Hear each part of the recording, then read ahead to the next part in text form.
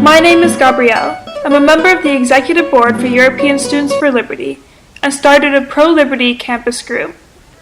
Today I'm talking to Ian Milne and Oliver Marriott about Ian's new book, Time to Say No. Ian Milne has been the director of the cross-party think tank Global Britain since 1999, and he was the co-founder and first editor of Eurofacts.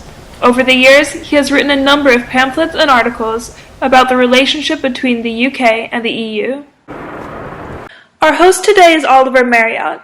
Oliver has been a great activist over the years, and he has also been financial pages editor of The Times, and in his business career has held directorship over many well-known companies.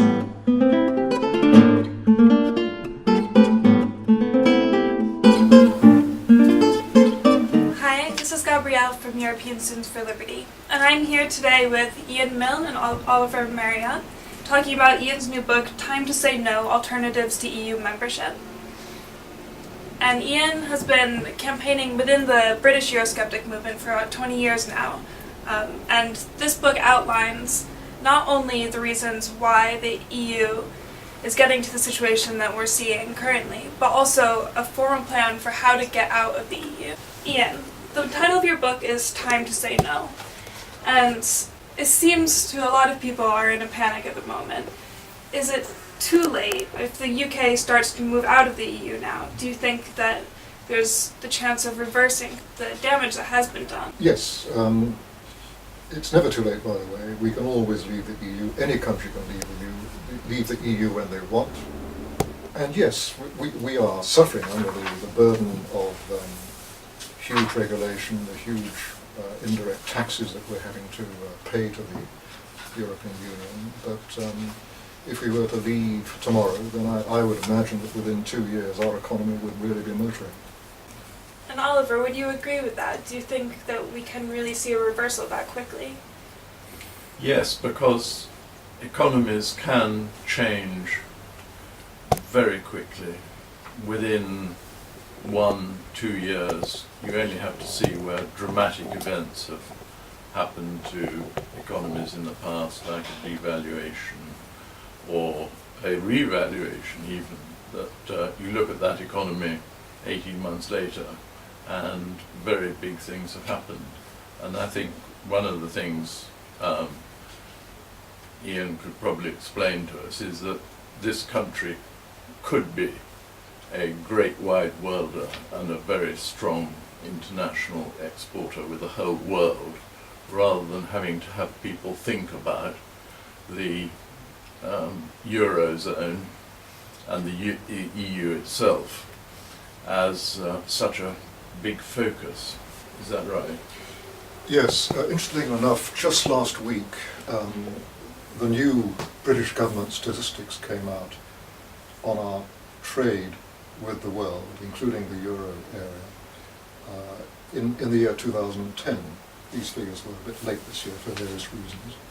But what they show is that on the official measures, which are subject to two very, very powerful distortions in the statistics, but what they show is that the proportion of British exports which go to the EU, rest of the EU, is now down to, I think the figure is 44% officially.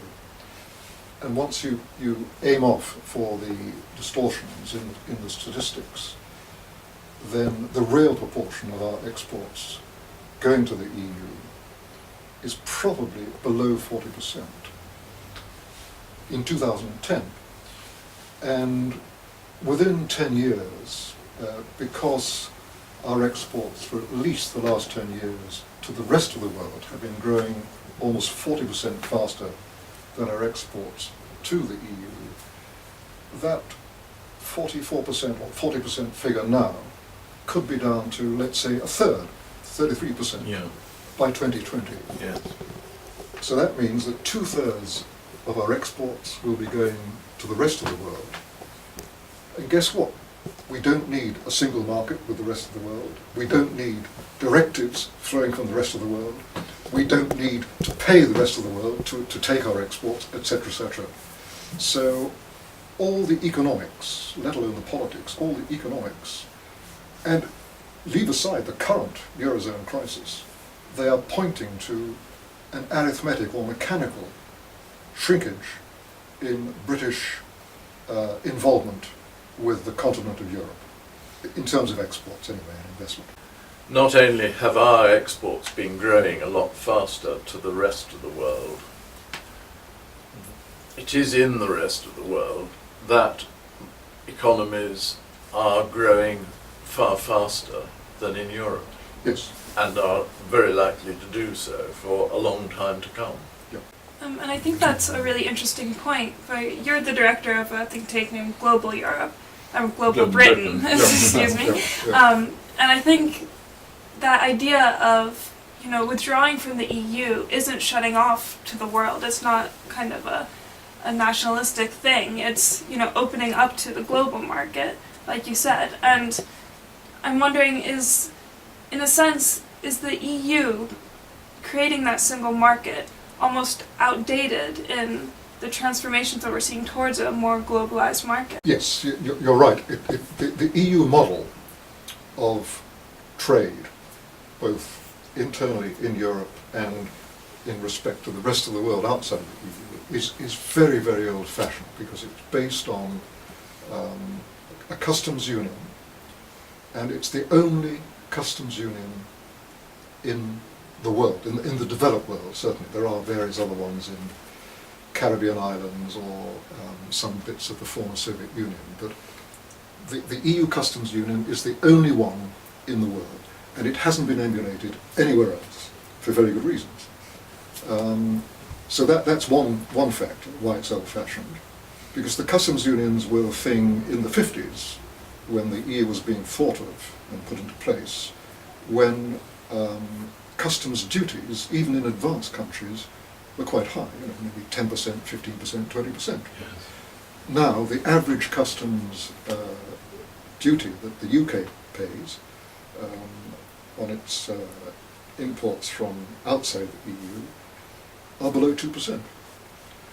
So, and the costs of collecting those duties are bigger than the amount of duties actually collected, which just shows, why bother with a customs union when it costs more to run than actually the things it could, the money it collects as duties. So that's one reason, the customs union. The other reason, of course, is that the single market is not about freeing up the internal EU market. What the single market is about, it is allowing the top bureaucracy, the European Commission, to regulate everything that moves. And it does.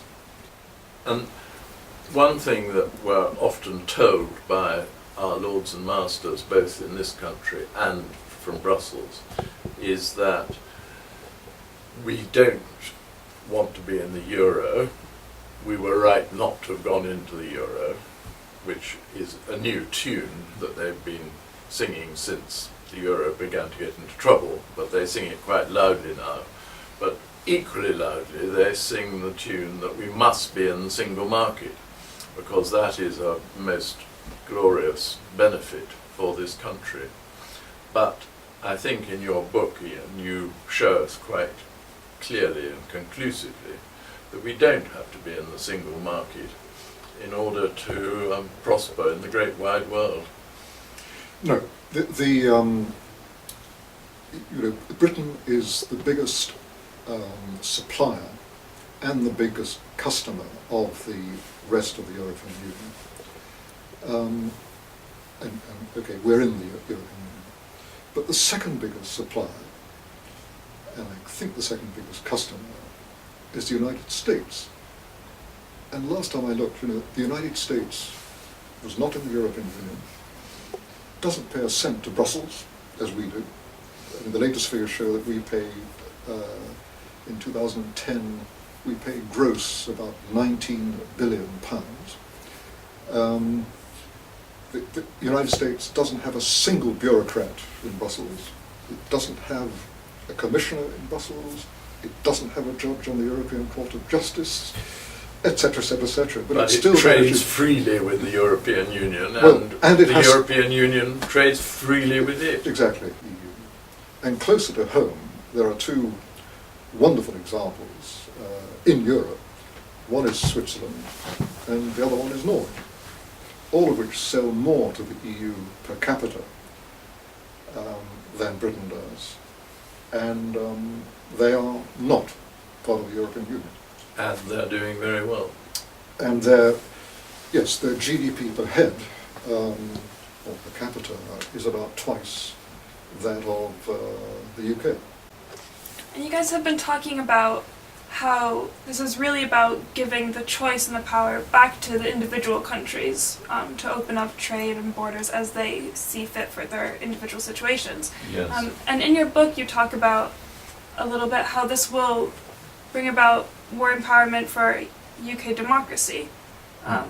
And I think that's an interesting point that people don't seem to realize quite as easily as it might seem. But how do you think having the EU there and being part of that is really disempowering us as voters? I think especially for young people, that's something we take quite a lot of pride in, being politically active and getting out there. And so how is that taking away my power? Well, very simply, the proportion of new law in this country and in Germany and in France, which originates in the EU, is, according to the Germans anyway, in their country, 84%. Even our government admits that it's more than 50%. And I've heard this 80% figure also uttered by French politicians. Now, most people don't realize that when the EU issues a regulation or a directive, about light bulbs or about the size of bananas or something, literally, I'm not kidding, this is literally, or the curvature that cucumbers must have, no national parliament can alter a single comma of the regulation. All they can do is to say, yep, okay, we'll now enact that into domestic French or British or German legislation. But no parliament is able to block a directive that says British cucumbers must be 3 inches or 3 centimetres long. It's impossible. So that means that no matter how big a majority of MPs in, for example, the Westminster Parliament may feel about some stupid directive coming down the line from Brussels, they cannot block it. They cannot even alter a single comma in the thing. So, in other words, democracy for at least 50% of our new laws, and according to German calculations, it's 84%. These are regulations. This was a study done by the Bundestag itself. Democracy has been eliminated. Taken away to Brussels. It's gone. It's gone. And the other thing about those regulations and laws that we've had from the EU is that once we've got them, that's it. We can't change them 1 year, 2 years, 5 years later, because they have a ratchet effect that says that once everybody's done something, that's it, more or less for all time. And maybe you won't get any more. That would be a very big surprise indeed. But any more that you do get, they will also be set in stone. Yes. Under their system. I mean, one of the things that people like the Mr. Clegg and the Lib Dems will tell us is that if we don't engage with Europe and if we decide to stand on our own, either about things while we're in the European Union, or even worse, outside, that we'll be isolated and marginalised and without influence. and that millions of jobs are at stake, which is the most tremendous distortion of the truth, because what it doesn't point out is that many more millions of jobs would be at stake on the other side of the channel, because they sell us more goods than we sell them. And the idea that Germany and France, for example, the two biggest economies, are going to stop selling us goods because we're not in the European Union is childish, really. Yes. It was Bill Jamieson, who is now, I think, still in Wisconsin, isn't he? Yes. And years ago he did a bit of research and discovered that the proportion of British exports going to the continent in the 18th century, for most of which Britain and France were at war, was exactly the same as it is now. It's about 40%. But one of the strange things is why this country has been so keen on the EU in the first place. That is a very extraordinary thing, I think. Yes, I think, though, we can make a distinction between the, let's call it the political class, and their friends in the media, and their contacts in big companies. Very, very few British people have any feeling whatsoever that the EU is their destiny. Or The last chapter of your book is called The Road to Self-Government. And do you think if we don't begin to withdraw from the EU, obviously you can't really make predictions, but do you think we might be on the road to serfdom? I mean, where do you think that might lead, and how long do you think that's sustainable within the UK? Because we've been talking about the Mediterranean countries, but the UK has a little bit of a stronger position it's beginning from. But do you think we have much time to play with? I wouldn't see, if we stayed in the EU, any sudden deterioration in our economy, but it would just slowly get worse and worse and worse.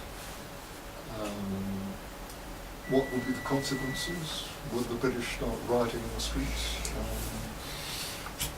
Well, we're a fairly sort of prosaic people on the whole, and we don't do that sort of thing, although we have seen some riots in London recently.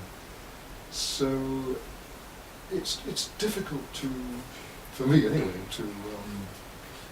to see any dramatic consequences from continuing in the EU, except gradual sinking of our standard of living. I suppose what you would see is an acceleration in the rate of emigration of our best people to Australia, New Zealand, United States, Canada, all the English-speaking Commonwealth countries, and that would be bad. So what do you see as the alternatives to EU membership? And are there other parts of the world that you think we should begin focusing on? I think that for the British, the Commonwealth is an idea whose time has come or ought to be brought up again. 54 countries in the world, almost 40% of world population, and maybe in 50 years' time the Commonwealth countries will have almost 40% of world GDP. It's a very fleet of foot, light structure. There's a single language which is immensely valuable, which happens to be English. And going deeper than that, the educational, legal, accounting and business structures and methods and philosophies in most Commonwealth countries are the same, because they all derive from the British model. Okay. So how do you think that a crash within the Eurozone will affect the UK? Well, I think the it's been overdone, the damage that will be caused by the breakup of the euro. It's very, very likely, of course, that if the Eurozone does break up, some banks, including British banks, will be severely damaged. And that could have knock-on effects of the sorts of things that, only for a few days, but they happened around the Lehman Brothers collapse in the United States. You know, the interbank market freezes up, and therefore, literally, money cannot circulate through the economy because it's stuck. But wouldn't it be true to say that has already been happening in the last month or two? Well, on the continent, maybe, yes. I'm not Yes, aware on of the it continent. happening here particularly, but certainly it's happening on the continent. Yes. So that is a problem that has to be handled. But again, one reason why people are scared about the banks is that a lot of why would a bank that had £10 billion of Greek debt, why would that bank, say it's a big French bank or a big German bank, why would that cause the German bank or the French bank to collapse? Well, the mechanism is simply that there are rules, some set by the EU, some set internationally, some set by the accounting bodies, that say that, you know, if the bank thinks that it's not going to get all its money back on Greece, then it has to immediately write down its balance sheet by the outstanding amount on Greece. But these are man-made artificial rules. And I could see a situation in the Eurozone breakup where there was agreement that all these banking rules agreed internationally would be suspended for a month. And then, you know, maybe the Crédit Agricole or Deutsche Bank could carry on, write off its Greek debt, but carry on nevertheless. You know, it wouldn't have to report under the existing rules that it had written off 50 billion of Greek debt, and the rating agencies would be brought into the loop. It would be explained to them what was going on. And if the rating agencies, if Moody's and Standard & Poor's and Fitch said, well, okay, we accept that, you know, the usual rules are suspended for the time being while we straighten things out. So I'm being very simplistic, and maybe I'm being completely optimistic and idealistic, but I think that there is a way of sorting this thing out. The banks would, in effect, have to be some of the banks would have to be semi-nationalised in order to sort this out. Semi-nationalised in the sense that new rules were made by the nation states to either take shareholders in them or change the rules that govern them. Yes. And possibly there'd have to be a bit more nationalisation in this country even. Yes, yes. But that's certainly not... the central banks would need to pump liquidity into the system while the thing was being sorted out. But they're doing that already. Yes. And I suspect that certainly in this country and in America, these contingency plans are well advanced and in some detail. You know, what to happen if Deutsche Bank suddenly goes wrong, or you know, Greece defaults on some repayments of its bonds come January or February. I'm sure this is all being worked out in the system. But one of the things that could be very good for the UK is that once these things get to a boiling pitch and boil over, then we'll know what the worst is and what's going to happen, and confidence can return, because there's so much uncertainty at the moment and for the past many months that people are just not confident, and so they won't make decisions, and they won't buy consumer goods, and they won't buy capital goods. But once it's as it were all over and Yeah. the worst is known, then revival can take place, and I think that would be very good for this country. Especially if the EU allows Greece, Spain, Portugal, Italy to leave the euro and devalue. Yes. And that would be a signal to the world that, as we've been saying earlier on, within a year, those economies would be On the up again. reviving strongly. If the euro elite insists that no country should leave the eurozone ever, then it's going to be very messy Yeah. for a long time. If they do insist on that, and the complete stagnation and recession that would take place in the eurozone carries on, then I think the chances of our voting to get out are even higher.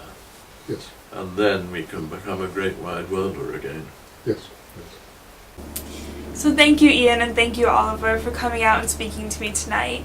And thank you, Ian, for publishing this book. And I really hope that a lot of people see this, because clearly this touches on so many issues and on so many different levels. So thank you again, and have a wonderful evening.